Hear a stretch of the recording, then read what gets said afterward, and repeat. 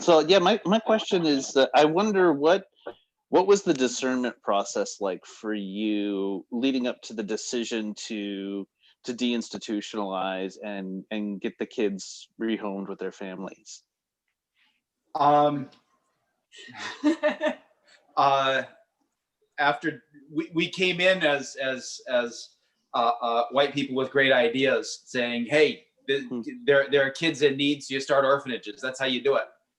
And over the course of a number of years, came to see more clearly the actual situation on the ground, that all the kids actually have families.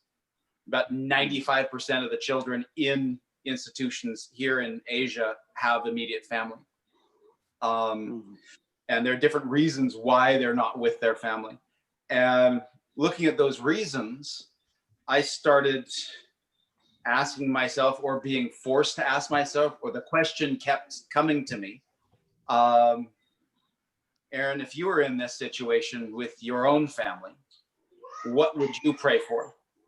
What would you pray for your own children?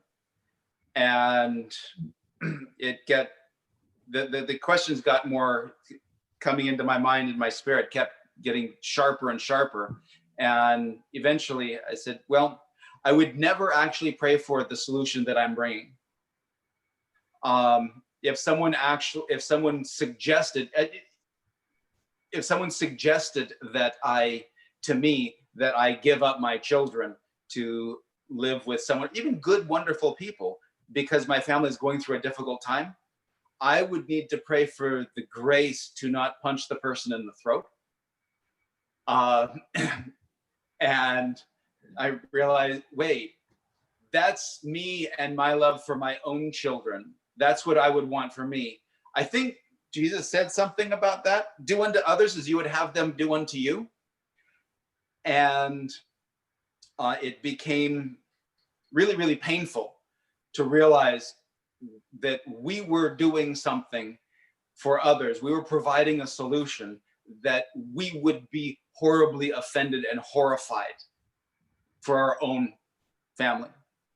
And then the question went on, okay, so what would you pray for? What would you pray for? Well, I'd pray for a community. I'd pray for someone strong, someone who could walk with me, hold my hand and walk with me through the crisis to the other side, so that I and my family together could walk through and be stronger on the other end. And so we didn't deinstitutionalize quickly. We took time, and because those kinds of transitions need to be done well.